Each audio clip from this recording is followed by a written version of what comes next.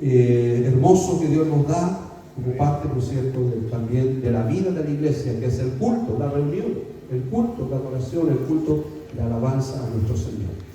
Qué hermoso alabar a Dios, Qué hermoso adorar, bendecir al Señor con gozo, con alegría, entendiendo que todos los que estamos aquí sabemos, ¿no es cierto?, cuál es el propósito de la adoración y la alabanza. No es parte del culto nomás, o porque hay una parte del culto.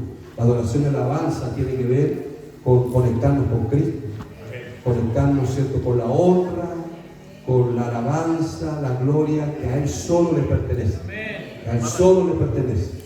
Y cuando nosotros adoramos en esa dirección, nuestro corazón, que a Él le pertenece toda la honra y la gloria, tiene sentido lo que hacemos. No es un periodo de alabanza, no es escuchar a estos buenos músicos que cada vez que yo los escucho, tómenlo con humildad, no así, con humildad, pero hemos notado que han crecido, siguen creciendo, ¿cierto? Es un hermoso ministerio. Ayer mismo me acordaba, estuve en una montaña de oración, me acordaba de ustedes, y yo decía, ¿cómo no? Ellos también pueden estar ministrando también en esta montaña de oración, donde nos reunimos varias iglesias, varias congregaciones, y me invitaron a predicar ahí.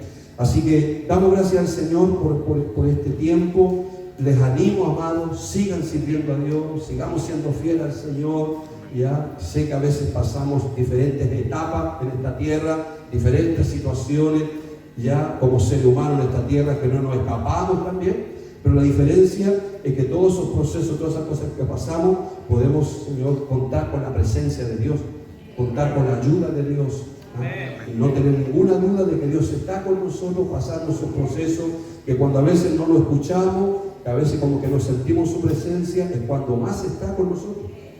Y cuando más está con nosotros, cuando a veces no sentimos su presencia, a veces no escuchamos su voz, a veces nos cuesta orar, a veces nos cuesta leer la Biblia, pero es el tiempo donde Dios está más presente, porque Él sabe tu lucha, Él sabe mi lucha, Él sabe lo que estamos pasando y que nos está privando de poder tener una mayor sensibilidad para leer la Biblia, para orar, para escuchar la voz del Espíritu Santo, para los llamados para congregarnos. A veces hay lucha, a veces hay oposición, pero es ahí donde Dios está más presente. ¿Se acuerdan cuando Pedro cae, cierto? Él pensó que Jesús lo había abandonado, pero él regresa porque había unos brazos abiertos que lo iban a recibir, ¿no? Por eso Pedro regresó, no Judas. Judas no regresó porque no entendió eso, ¿sí? Entonces, entendiendo, y Jesús sabe que tú fallas, que yo voy a fallar, que vamos a fallar, pero siempre están los brazos extendidos, para que cuando regresemos nosotros podamos ya poder encontrar esos brazos abiertos de amor, de perdón y de ayuda de parte de nuestro Señor Jesucristo. Ahora, por eso que yo quiero dejar esta idea, amados, una forma de llenarnos de Cristo, de seguir que Cristo sea formado en nosotros. La iglesia tiene que vivir una cultura de arrepentimiento. Una cultura de arrepentimiento. Algo tan natural en nosotros tiene que ser el que cada vez que nos equivoquemos echemos mano al arrepentimiento. Porque el arrepentimiento es la posibilidad, primero, que Dios nos perdone. Que Dios nos perdone. Que Dios nos limpie, nos restaure, nos limpie nuestras vestiduras como hijos de Él, nos limpie. ¿Para qué? Para diciendo, ya, ok, yo te levanto ahora, te limpio, pero continúa, sigue adelante. Entonces, tiene que haber una cultura de arrepentimiento en la iglesia hoy en día, porque si no hay arrepentimiento se van acumulando cosas en nuestra vida. El problema es que se van quedando ahí, y cuando se van quedando, se empiezan a producir fortalezas en nosotros. Y esas fortalezas se levantan ¿para qué? Para que nosotros no podamos seguir a Cristo en la plenitud donde Él nos permite seguirlo a Él. ¿Ya? Empezamos a una cierta suerte de lucha espiritual, de oposición en nosotros, que nos impide poder, ¿ya?, tener un verdadero seguimiento al Señor Jesucristo. Entonces, por eso el Evangelio trajo arrepentimiento. La ley no tenía arrepentimiento, pero sí el Evangelio trajo arrepentimiento con la posibilidad de que aún en tu falla y en mi falla, nosotros sigamos teniendo oportunidades de estar cerca de Cristo, de estar cerca de Dios, de estar cerca de la vida que Él ofrece en nosotros. Entonces, ¿por qué yo le estoy diciendo? Porque vamos a retomar, hermanos, nuevamente, para que ustedes a levantarnos, porque nos estamos tratando de levantar temprano, ahí estamos luchando y venciendo la sábana, ¿cierto? El frío imperante en este tiempo, pero estamos tratando de levantarnos temprano para orar. Y mientras más se sumen como movimiento del Espíritu, vamos a empezar, ¿no es cierto?, a seguir y no parar en levantarnos temprano para orar, para buscar a Dios. Porque yo quiero decirles algo. Cuando tú te levantas en la mañana, ¿qué es lo que haces primero? ¿Qué es lo que hacemos primero? Bueno, abrir los ojos primero. Abrimos los ojos primero. Pero inmediatamente, y lo hacemos con algo así tan natural, abrimos nuestros ojos y ¿qué es lo que hacemos primero? Vamos al baño, a bañarnos, a hacer nuestro aseo, ¿no es cierto? Nos vestimos, ponemos la mejor ropa, buscamos, elegimos ponernos ropa para el día y después salimos, ¿cierto? Salimos. Y eso es lo que hacemos. Pero hermanos, es una locura enfrentar el día a día si tú no has tenido un tiempo a solas con Dios. Es una locura. Es una, perdone la expresión, es una tontería, es una falacia espiritual. El salir sin oración a enfrentar nuestro día a día. Es como no ponerse ropa, es como no bañarse. El no buscar la presencia de Dios en la mañana. Estamos tratando de hacerlo. Y yo les pido que ustedes sigan tratando de buscar y ojalá antes de las 7 haya muchos hermanos, muchas hermanas de la Casa Cairo buscando el rostro de Dios.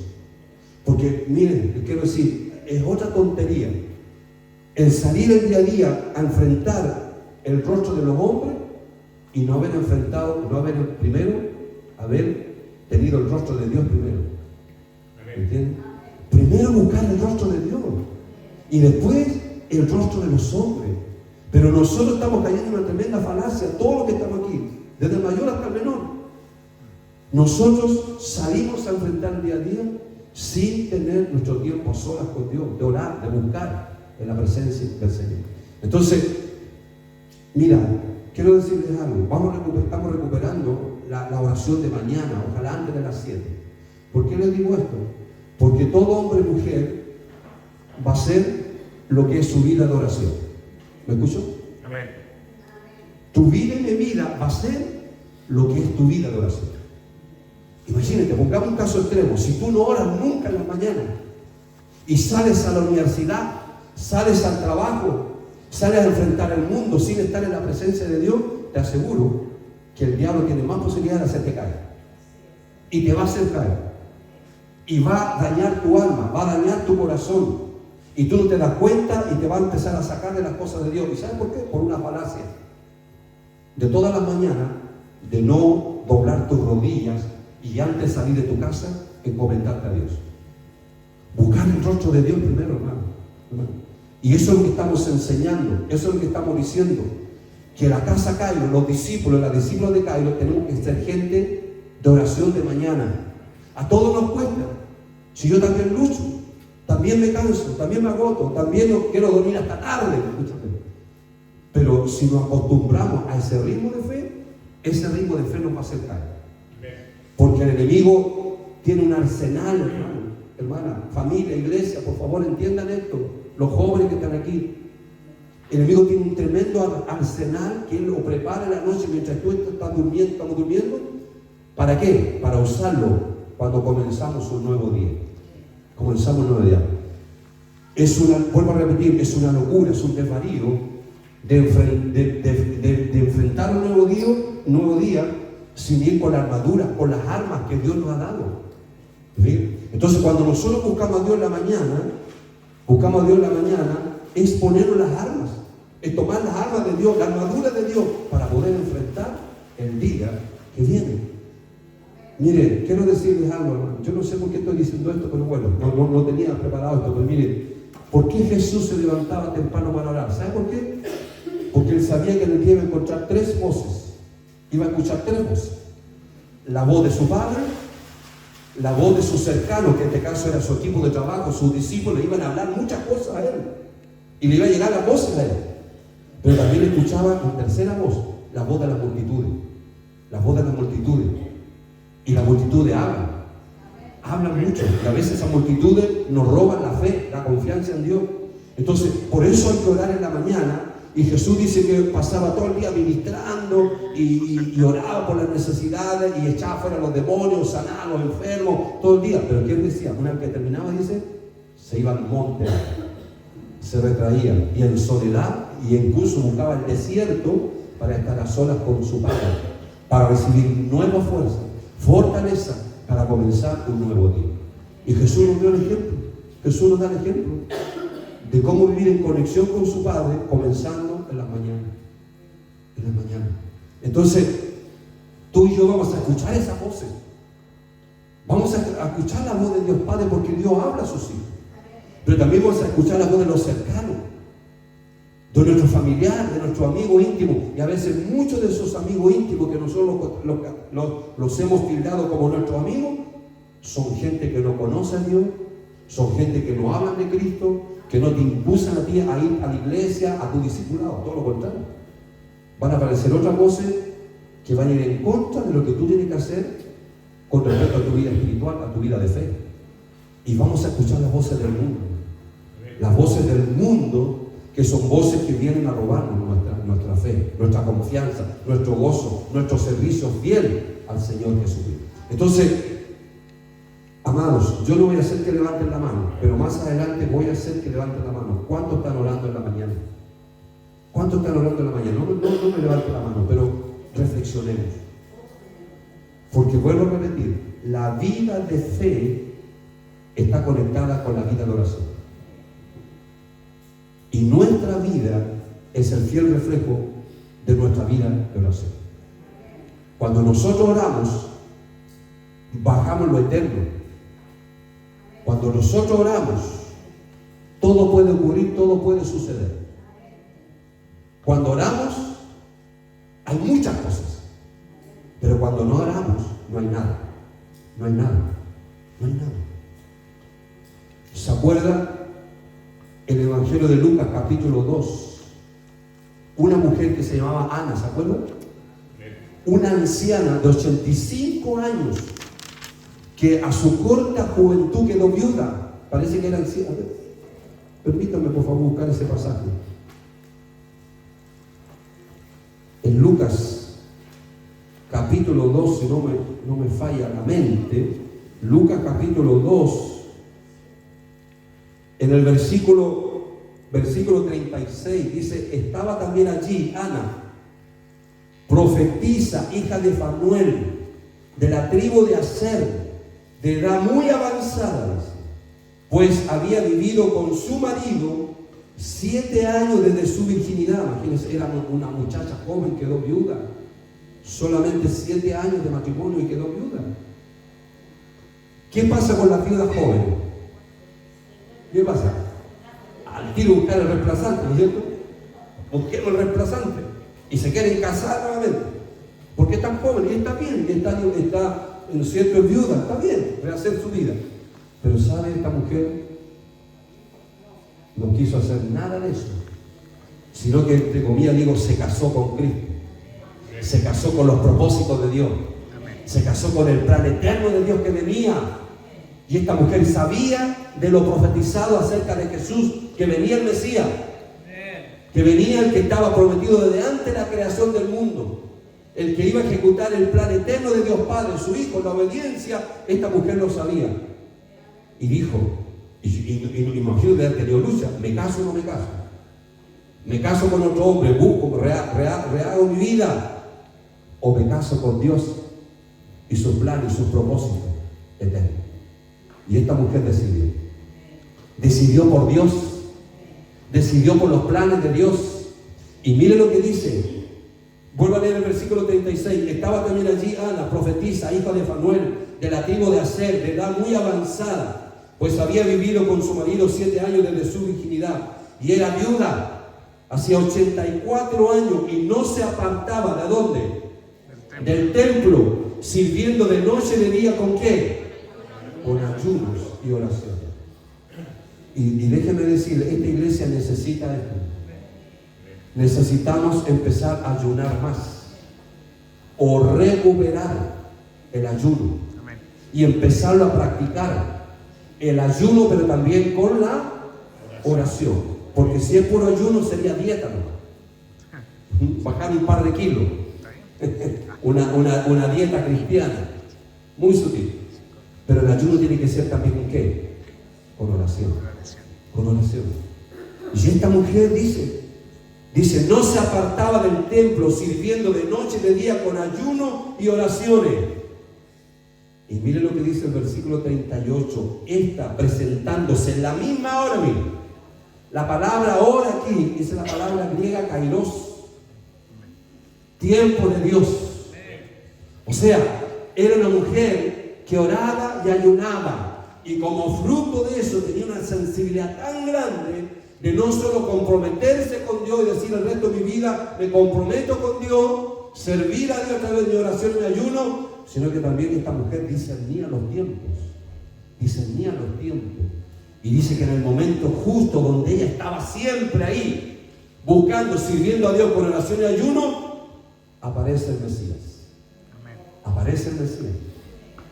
Y yo le quiero decir que esta mujer tuvo el privilegio más grande que los profetas no tuvieron. Los profetas profetizaron acerca de Jesús, pero no lo vieron. Amén. El único que lo vio y que fue el más grande de todos los profetas, y su ministerio fue tan corto, Juan el Bautista.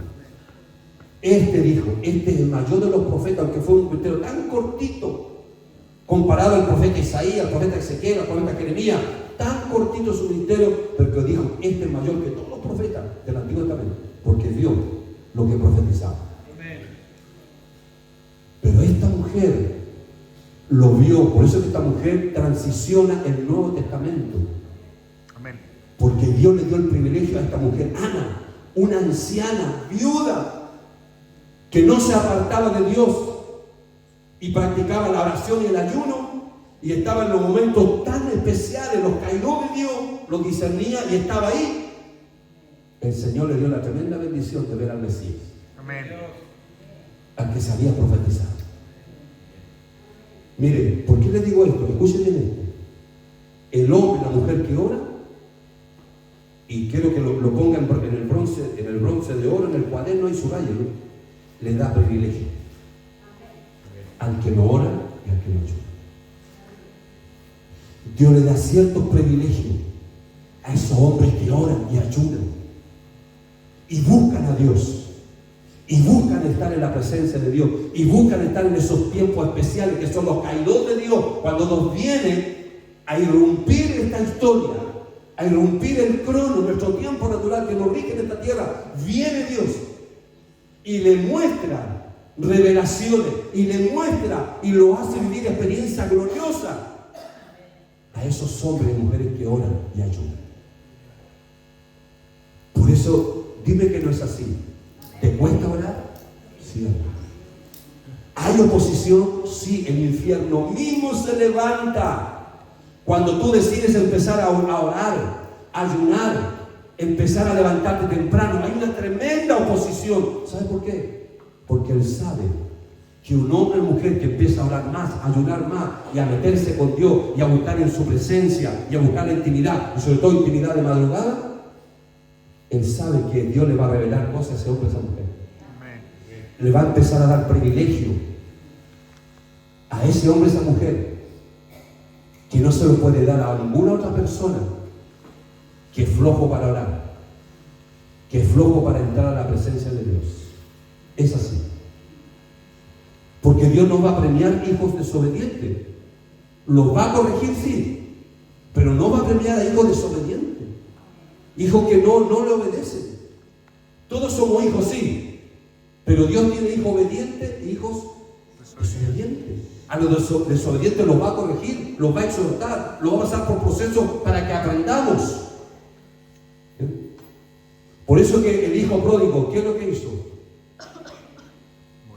Dios permitió la crisis en él. Se apartó de Dios, se alejó, salió de la casa del padre. Dios lo dejó, no hizo nada, porque él sabía que ese hijo, para volver a la casa del padre, tenía que vivir una crisis. ¿Saben que las crisis son buenas? Hay que aferrarse a la crisis, porque la crisis te puede permitir quebrantar tu corazón. ¿De qué otra manera te puede quebrantar Dios? ¿De qué manera te puede quebrantar Dios tu corazón? A veces Dios usa una crisis. Una crisis ¿para qué? Para tratar tu vida, para quebrantarte, hermana. A lo mejor lo que tú estás viviendo no te lo va a sacar nunca Dios hasta que tú no aprendas a quebrantarte. Y la mejor predicación, incluso más que un púlpito que tú estás escuchando una prédica, es la crisis que tú estás viviendo. Y Dios no te la va a sacar hasta quebrantarte. Porque si no hay quebrantamiento en tu corazón, no puede haber avivamiento. No puede haber un despertar en tu espíritu, en tu alma, en tu corazón. ¿Se acuerdan 2 de Crónicas 7:14? Que desde mañana, les pido, vamos a empezar a leerlo nuevamente por 30 días en la mañana. Solo 5 minutos. Usted lea 2 de Crónicas 7:14, cierre sus ojitos, quédese en silencio un par de minutos y después empiece a orar. De acuerdo a 2 de Crónicas 7:14. Desde mañana por 30 días vamos a orar. Pablo, ¿lo puedes poner en el WhatsApp en la tarde, por favor? Y con oración de mañana. Porque miren, en 2 de Crónicas 7:14, ¿cómo dice? De memoria, no lo pongan ahí todavía, Tiara, por favor. ¿Lo pusiste? No, todavía no. ¿Qué dice? Hay que aprendérselo de memoria.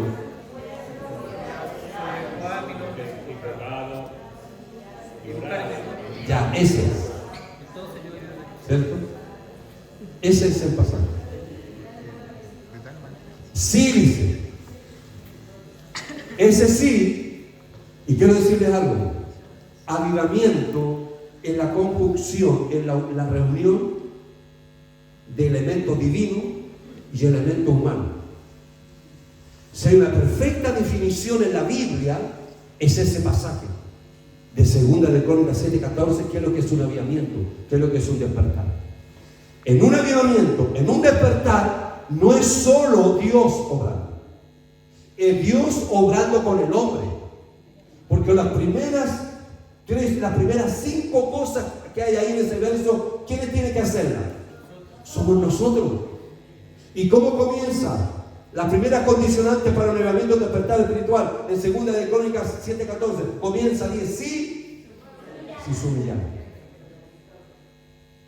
Y las otras 4 cosas son el resultado de lo primero, de humillarse. Si nos humillamos, va a venir ¿qué cosa? Vamos a invocar el nombre de Dios. Vamos a orar.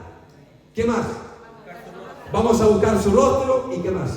Y nos vamos a convertir. 4 cosas, resultado de lo primero. Y por eso que el énfasis en ese versículo, en tu participación, en mi participación del avivamiento, en donde despertar espiritual, comienza con quebrantamiento. Por eso que el hijo pródigo se replanteó, ¿se ha fijado?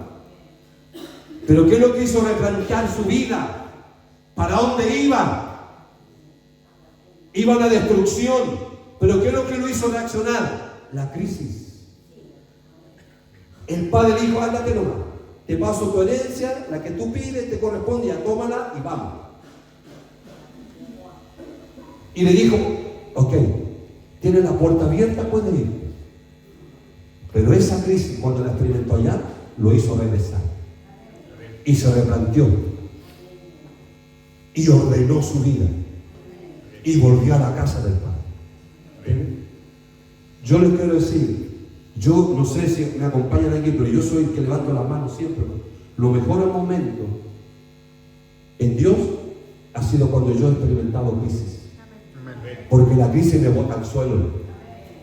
La crisis me saca el orgullo, la arrogancia de mi corazón que impide que Dios se manifieste en mi vida y a través de mi vida. Y dígame que muchos de ustedes han experimentado eso. Cuando estamos metidos en el problema, en la crisis, hemos doblado la rodilla, hemos llorado, hemos buscado la presencia de Dios. Han sido los momentos más maravillosos gracias a esa crisis. Así que usted abrace esa crisis. No se enoje con Dios.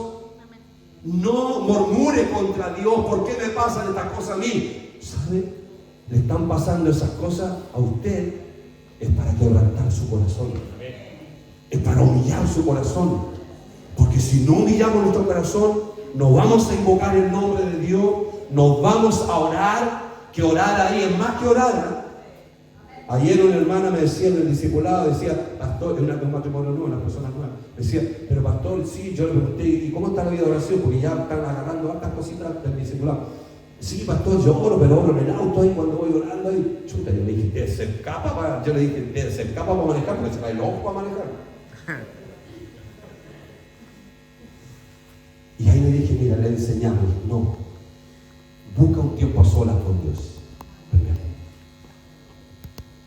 Hubo un gran predicador, Spurgeon, que le llamaron el príncipe de los predicadores, porque era un hombre extraordinario para predicar. Y enseñó a más de 1000 pastores a predicar, poderosos. ¿Y sabe lo que hacía Spurgeon? Oraba. Hacía 3 cosas al levantarse. Primero, ¿qué creen ustedes? Se bañaba. ¿Ven? Se bañaba porque dice, tengo que bañarme porque voy a la presencia de Dios. Si yo no me baño 3 días, la Nati no me va a olfatear. Una semana recién la Nati va a decir, oh, el pastor no se ha bañado. Pero Dios le enseñó una semana para darse cuenta que yo no me bañaba. Lo sabe todo. Lo que ocurre en tu espíritu, en tu alma, en tu cuerpo, lo sabe todo Dios. Y este hombre se bañaba toda la mañana porque iba al encuentro de su Dios. Se bañaba. Y después, ¿sabe lo que hacía? Se metía con Dios y buscaba la presencia de Dios. Pero ¿sabe lo que me llamaba la atención del ministerio del Spurgeon? Como alguien dijo, detrás de un gran hombre hay una gran mujer. Y sabe que la esposa tuvo 10 hijos. 10 hijos, ese. Y tenían un lugar chiquitito donde vivían, no tenían ni siquiera comodidad. ¿Y sabe lo que hacía esa mujer? Entendiendo que tenía que orar por su esposo con la carga ministerial que tenía, le decía a su viejo, hijo, no me molestes porque yo voy a orar. Y se ganaban en una esquina, los hijos la veían. Pero ¿sabe lo que hacía? Ella, para retraerse y buscar a Dios, se ponía un chal, ¿sí? Una manta, se tapaba y se escondía ahí en una esquina del lugar chico donde vivían para orar. Y orabas horas. Y ellos sabían y se ayudaban. Los decían, no molestemos a la mamá porque está orando. Porque la veían. ¿A qué me refiero, hermano? Aunque tú no tengas un lugar cómodo para orar y buscar a Dios, pero cualquier lugar sirve. Solo Dios necesita un corazón quebrantado y reconocer que sin Dios nosotros no somos absolutamente nada. Absolutamente nada. Porque cuando tú no oras, cuando yo no oro, ¿qué le estamos diciendo a Dios? No te necesito. Yo salgo adelante con mi fuerza, pero no es así. No es así. Necesitamos a Dios. Entonces, hermanos, tenemos que orar. La casa Cairo tiene que orar mucho. Y vamos a tener que empezar a ayunar también. Y orar en las mañanas. Y tomar ese hábito, esa disciplina, para poder tener esos privilegios que Dios no se los da a todos. No se los da a todos. Dios quiere dárselo a todos sus hijos. Pero hay hijos obedientes y hay hijos desobedientes. A los desobedientes Dios los va a tratar, los va a corregir, los va a disciplinar. Pero a los hijos obedientes Dios les va a mostrar todas las cosas. Y le va a dar privilegios, como el caso de esta profetisa Ana. Imagínense, tanto tiempo iba a ese lugar para orar con ayuno, iba al templo, no se apartaba, porque ella sabía que en un momento el Mesías iba a aparecer. Amén. Y estaba justo en el momento preciso, en el Kairos, y pudo ver al Mesías. Y miren lo que dice el versículo 38. Esta, presentándose en la misma hora, daba gracias a Dios y hablaba del niño a todos los que esperaban la redención en Jerusalén. Amén. No fue una gran predicadora, quizás no fue una líder de acuerdo a nuestra forma como vemos los líderes, el currículum, pues no llenaba nuestro currículum como líder anciano, pero Dios le dio a esta anciana el privilegio de ver al Mesías. Amén. Y de hablar del Mesías, de decir que había llegado el Mesías prometido, lo que todo el Antiguo Testamento había dicho de ese Mesías. Él dice que la pudo ver y ver y hablar. Por eso eso, amados, amadas, quiero decirles algo. Por eso que Dios nos está volviendo nuevamente a conectar con 2 de Crónicas 7:14. Porque hay 5 elementos ahí del avivamiento, un despertar que tienen que ver con tu responsabilidad y con mi responsabilidad. Es decir, si os quebrantáis, si invocamos, si oramos, si buscamos su rostro, si nos convertimos, es su responsabilidad, es mi responsabilidad. Tenemos que hacer. ¿Y qué dice el verso después? Entonces. ¿Qué dice? Entonces yo iré desde los cielos, perdonaré sus pecados. ¿Y qué más? Sanaré su vida. Oír, perdonar y sanar es la responsabilidad de Dios en todo avivamiento, en todo despertar espiritual.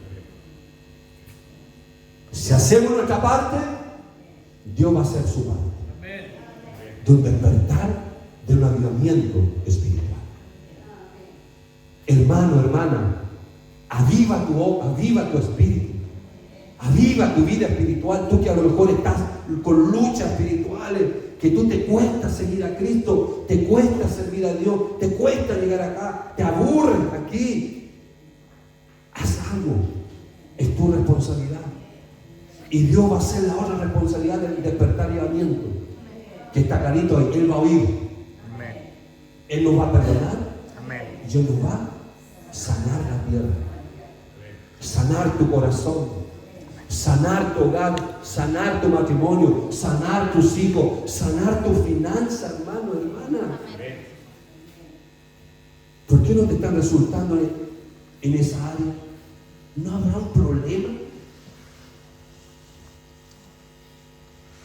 ¿No habrá algo ahí que está trabando esa bendición en Cristo, en esa área también?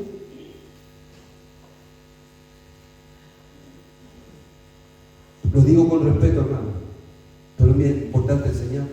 Quizás tú te enojas y alegas con Dios. Sí, Dios, pero yo soy generoso, yo doy mi diezmo íntegro, el 10%, no te engaño. Soy generoso en la ofrenda, en las primicias, soy dadivoso, pero ¿por qué no prospero en esta área? Ojo, a lo mejor estás cumpliendo en esa área, pero puedes estar fallando en esa área.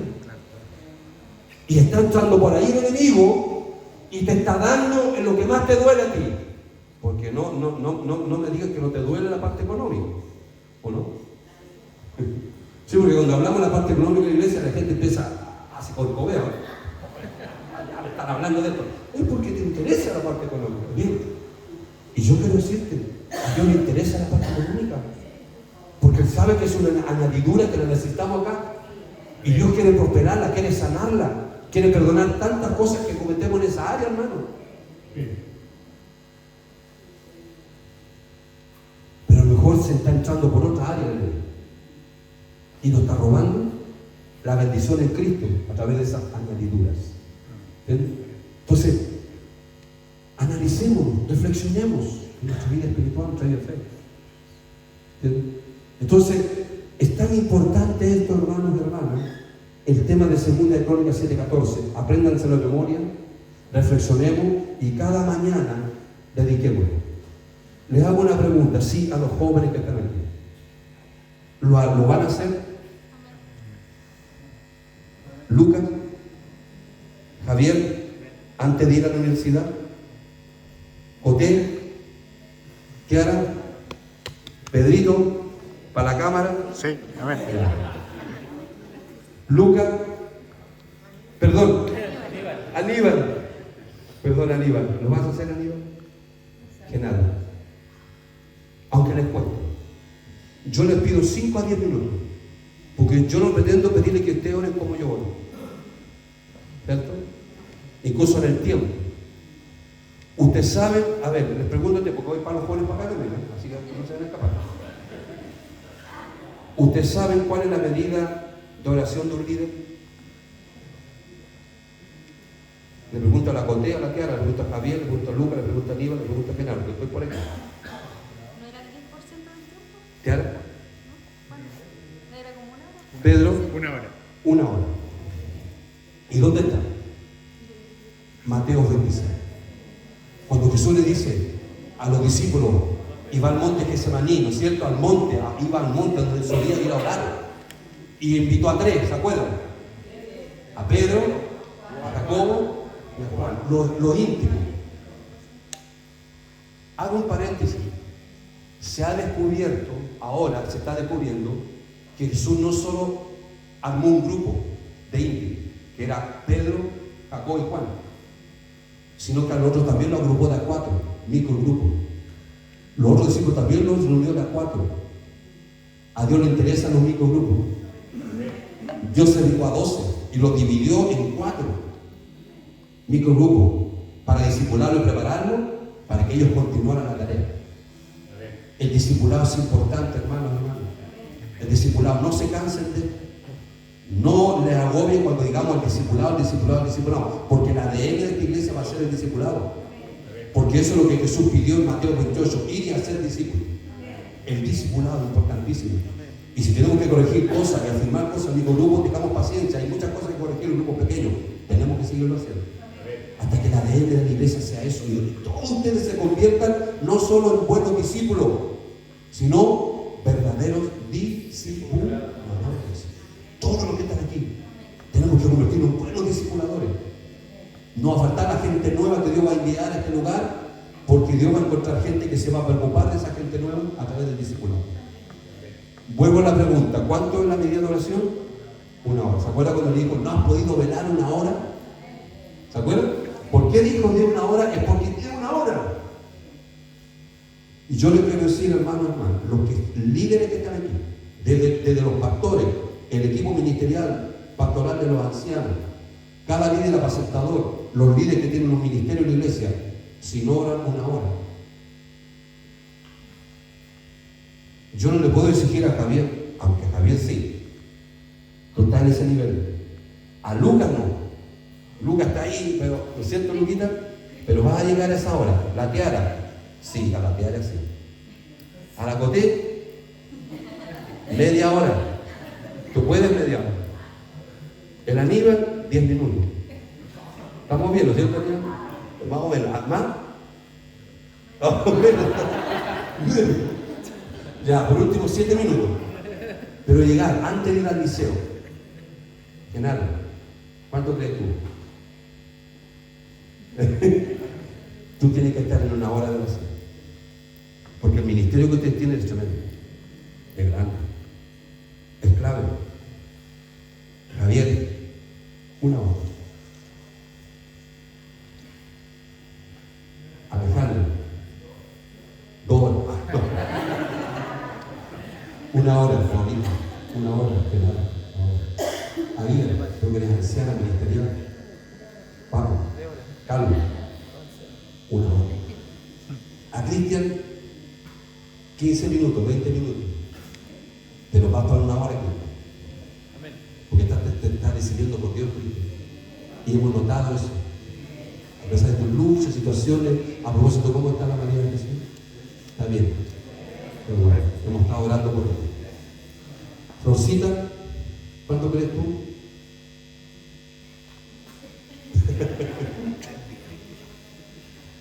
¿20 minutos? ¿Media hora? ¿Menos o más? Ya. Isaac.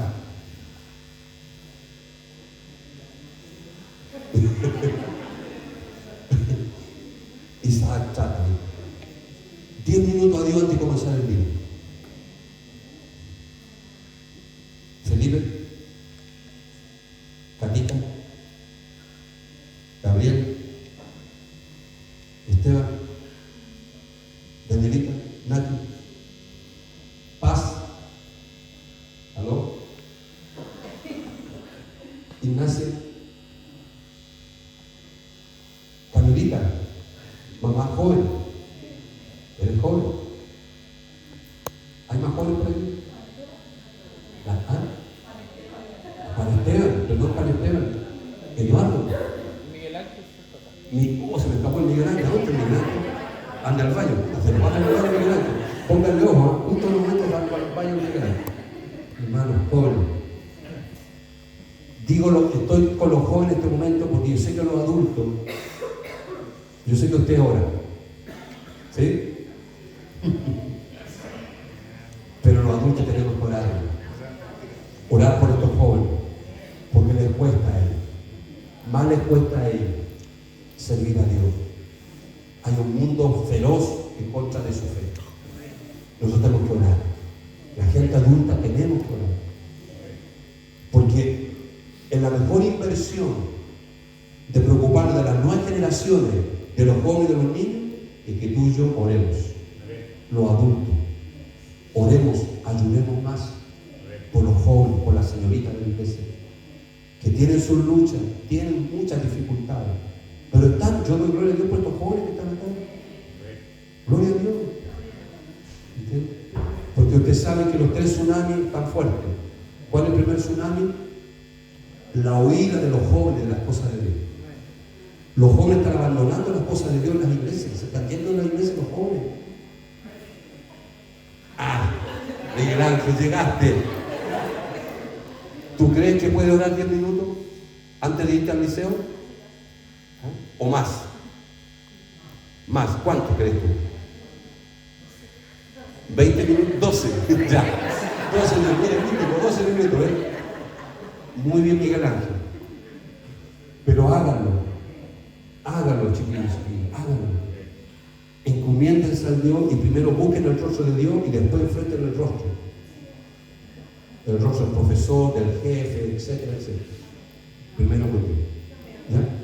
La medida de oración es 1 hora. Yo le quiero pedir a los líderes que están aquí. Yo no les voy a obligar, no les voy a estar preguntando, pero usted sabe que nosotros tenemos que orar mínimo 1 hora de oración. Porque eso le pidió Jesús a sus discípulos inmediatos, a los 3 que eran clave en su tiempo. ¿No has podido velar 1 hora? La medida de oración es 1 hora. Y si lo hacemos en la mañana, gloria a Dios. Es una oración muy estratégica. Nos adelantamos al día. Estamos más preparados para enfrentar el día, estamos más despiertos espiritualmente. Al enemigo le va a costar menos botarte y dañar tu alma si nosotros oramos en la mañana. Esta mujer oraba mucho. Por eso Dios le reveló privilegios. Y yo quiero decirle, amado, que cuando oramos más, buscamos más de la presencia de Dios, Dios le da privilegio a esas personas. Le revela cosas que no le va a revelar a otras personas que no oran, no buscan a Dios y no están en la intimidad con Dios. ¿Ya? Entonces, en 2 de Crónicas 7:14 están las 2 dimensiones de avivamiento y de un despertar. Está la responsabilidad humana y después está la responsabilidad de Dios. Lo divino y lo humano convergen en un avivamiento y un despertar. Y termino con esto. ¿Qué es lo que es un avivamiento? Volver a la vida. Una definición sencilla de avivamiento es volver a la vida. ¿Qué vida? La vida espiritual. La vida espiritual. Y está bien, Carlos. La vida espiritual viene cuando yo me conecto ¿con qué? Con la palabra, con la oración, con el ayuno, con la presencia de Dios, que me conecto con la adoración, con la alabanza a Dios. Me va conectando con Dios y por ende me conecto con la vida, porque la vida es Dios. Amén. La vida espiritual es Dios. Amén. Entonces, esta iglesia necesitamos la vida de Dios. Y eso es vivir en avivamiento. Eso es vivir en un despertar espiritual. Avivamiento no es llenar de luces un escenario. Amén. Avivamiento no es llenar de los mejores instrumentos, quizás tener los mejores músicos, pero si esos músicos no son ungidos, Amén. si no tienen la vida de Cristo en ellos, si no oran, no leen la Biblia, van a ser músicos que tocan lo más bonito, van a cantar bonito y va a sonar algo bonito, pero no va a ir más allá de provocar que la iglesia se llene de ¿qué? De la vida de Dios, de la vida espiritual. Fíjate. ¿Nos queremos llenar de la vida de Dios? Amén. ¿Sí? Amén. Yo quiero que ahí sentadito donde usted esté, tómele la manito a la persona que está a su lado, fuerte. Aunque está acostumbrado a tomarle la manito porque la misma persona está a su lado, no importa. Y quiero que ore ahí. Quiero que ore al Señor. Quiero que ore al Señor un momento. Después vamos a terminar cantando una alabanza para comenzar esta nueva semana. Quiero que le tome la manito a la persona que está a su lado. Y quiero pedirles que podamos tomar una decisión en esta mañana. De empezar a buscar, a llenarnos de la vida de Dios. Llenarnos de la vida de Dios, llenarnos de la vida de Cristo. Es una manera de decir, de otra manera decir que Cristo está siendo formado en nosotros. Cuando tú y yo nos llenamos de la vida de Dios. Y eso es un despertar, eso es avivamiento. Y aquí en esta mañana hemos tomado decisiones de empezar a la mañana a orar 10 minutos, 15 minutos, pero no enfrentar el día a día sin antes estar en la presencia de Dios. Oh Dios, ore un momento.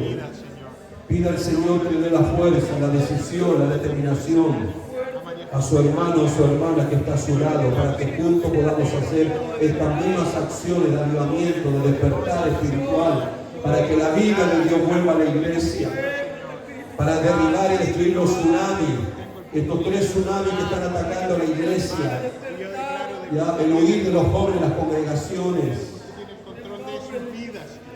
la voz profética de la iglesia se está callando, y pastores abandonando el ministerio porque están cansados, agotados, porque está difícil ministrar, pastorear. Pero nosotros creemos que Dios nos está librando de esos tsunamis, que Él está derribando esos tsunamis que están atacando por dentro de la iglesia, no por fuera. Nada que venga por fuera va a destruir la iglesia. El COVID no destruyó la iglesia porque no es un enemigo para la iglesia, pero sí el COVID examinó a la iglesia y mostró las falencias que hay dentro de la iglesia. Las puertas del jade no van a prevalecer contra la iglesia. Toda fuerza externa no va a destruir la iglesia, pero hay fuerzas internas que pueden dañar y destruir la iglesia. Quiero que un momento más con su hermano, mire, mediten esto. Yo quiero pedir ahora que nos arrepintamos. Pidamos perdón por mi pecado, por el pecado de mi hermano o mi hermana. Y escuchen bien antes. Hay 7 cartas en el Apocalipsis que el Cristo de la gloria le escribe a esas iglesias. Solo 2 pasaron el examen. 5 fueron reprobadas. Y Jesús iba a cerrar esas iglesias. ¿Jesús puede cerrar una iglesia? Sí, hermano. Es raro lo que estoy diciendo, pero escuchen. Le envió la carta a 5 iglesias. Y a esas 5 iglesias, ¿saben lo que le pidió? Arrepentimiento. Amén. Porque si no se arrepentían, Él iba a cerrar esa iglesia. ¿Saben por qué? Porque lo habían dejado fuera. Amén. Habían dejado fuera a Jesús. El carácter de Cristo no estaba dentro de esas iglesias. No estaban haciendo lo que Jesús pidió que hicieran. ¿Y usted cree que esa iglesia es iglesia de Cristo? No. Por eso tenemos que arrepentirnos. Como estilo de vida tenemos que recurrir al arrepentimiento y pedirle perdón por todas las veces que nos hemos equivocado y nos vamos a seguir equivocando. Arrepentimiento no es solo para entrar al reino de Dios, sino que el arrepentimiento tiene que seguir en nosotros para seguir metiéndonos en el reino de Dios. Así que yo quiero pedirle que oremos al Señor y le pidamos perdón, porque envió una carta a 5 iglesias que le dijo: si no se arrepienten, yo la voy a cerrar. ¿Usted quiere eso? ¿Usted quiere eso que Jesús haga con la casa Cairo? Yo no quiero eso. Yo sé que usted no quiere eso. Por eso tenemos que llenarnos de Cristo. Por eso tenemos que obedecer lo que Cristo pidió. Amén. No tenemos que dejar fuera a Cristo. No tiene que haber orgullo y arrogancia y altivez en nuestros corazones. No tiene que haber pecado oculto en nosotros. No tiene que haber rebeldía en nosotros. Tenemos que obedecer la palabra, y la palabra clarita es ir y hacer discípulos. La palabra iglesia en los 4 evangelios se repite solamente 2 veces, pero la palabra discípulo más de 120 veces. Tú y yo tenemos que ser discípulos. Amén. Tú tienes que convertirte yo en discípulo. Yo sigo siendo discípulo, sigo siendo oveja. Yo necesito ser pastoreado. Aunque llevo muchos años pastoreo, pero yo necesito ser pastoreado. Un pastor que no es pastoreado va a sufrir. Va a sufrir él. Va a sufrir la esposa, los hijos. Va a sufrir el liderazgo, va a sufrir la iglesia. Va a sufrir una denominación, va a sufrir una ciudad, va a sufrir una nación. Los pastores tienen que ser pastoreados. Ustedes, amados, amadas, tienen que ser pastoreados, tienen que ser discipulados. Tú tienes que entender que primero tú eres discípulo. Amén. Todos somos discípulos, no importa el llamado, no importa los ministerios. Tú y yo somos discípulos.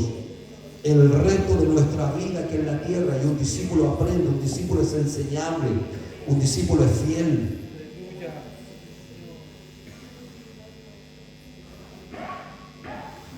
Déjate enseñar, déjate ministrar. Vas a crecer y te vas a convertir en un verdadero discípulo para que tú puedas ayudar después a otros discípulos. Amén. Padre, le pedimos perdón por todas las veces que lo hemos dejado fuera en los cultos, en las reuniones, el discipulado, en nuestro matrimonio, en nuestro hogar, en nuestra familia. Perdón, Señor, porque lo hemos dejado en muchas áreas de nuestra vida y te hemos dicho, Dios, no te metas en esta área, y yo la mando, yo la gobierno.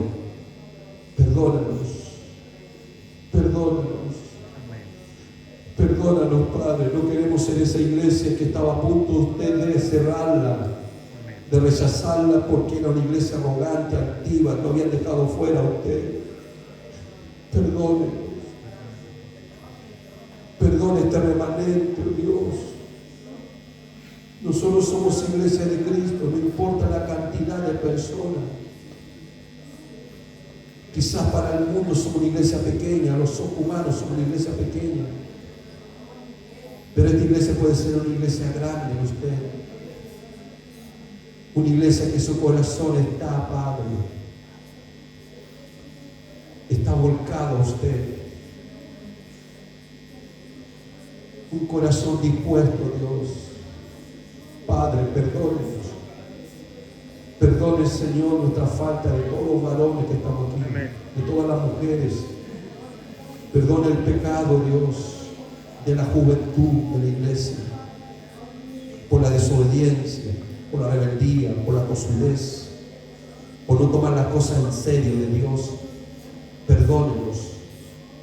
Perdone el pecado de los matrimonios de la iglesia. Perdónenos. Perdónenos, Padre, porque hemos rechazado la bendición que es Cristo. Perdónenos.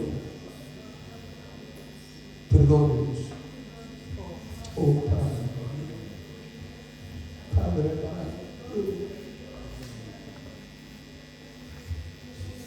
Padre amado, mi Dios, aleluya. Señor, quizás no vamos a ser tan igual como esta mujer Ana, Amén. que lo buscaba en oración y ayuno y prefirió sacrificar su vida, su bienestar, de volverse a casar, volver a tener una familia. Prefirió a usted sus planes y dedicarse, Señor, a usted.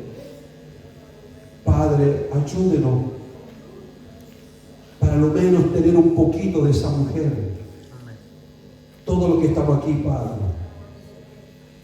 para volvernos a usted, para acercarnos a usted. Por favor, amados del equipo de música, pasen un momento.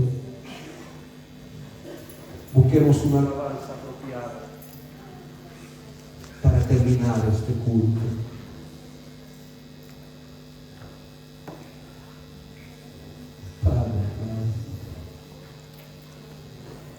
Señor, le pedimos perdón, aún por las cosas que no nos hemos dado cuenta y hemos cometido, perdón. Señor, ayúdenos. Señor, ministrenos, por favor. Señor, queremos ser esa iglesia que no es rechazada por usted. La Biblia dice que hay iglesias completas que se van a perder. Iglesias completas que se van a perder porque no está usted ahí, Señor. Yo quiero pedirles algo, hermanos. Sé que este lugar se hace chico para adelante, pero a veces hay que tomar decisiones, no importa el espacio. Yo quiero pedir a todos los hombres y mujeres, no importa la edad, que podamos tomar una decisión en unidad en esta mañana. De a lo menos decirle, Señor Jesús, no queremos dejarte fuera de la iglesia. Te queremos dentro de la iglesia, Jesús. ¿Cuántos quieren eso? Si tú quieres eso, y ese es el anhelo y el sentir de tu corazón de que Cristo no quede fuera, porque decía, estoy a la puerta y llamo. Muchas veces se usa ese pasaje para la evangelización, pero ese pasaje no tiene que ver nada con la evangelización. Tiene que ver con una iglesia que decidió en su orgullo y en su arrogancia dejar fuera a Jesús. ¿Qué es lo que tú vas a hacer? ¿Lo vas a dejar fuera a Jesús de tu vida? ¿O quieres a Jesús en tu vida? ¿Qué vas a hacer con ese ministerio, ese llamado que Dios te ha dado? ¿Lo vas a dejar fuera a Jesús o lo quieres dentro de ese ministerio?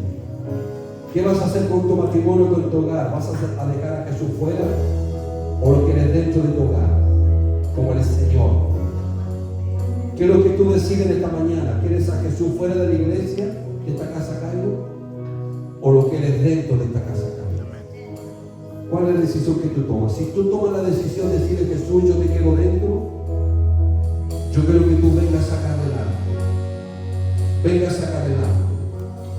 Y nos unamos en esa decisión como iglesia. ¿Sí? ¿Está claro el llamado? ¿Qué vas a hacer con Cristo? ¿Lo vas a dejar fuera o lo quieres dentro de tu corazón?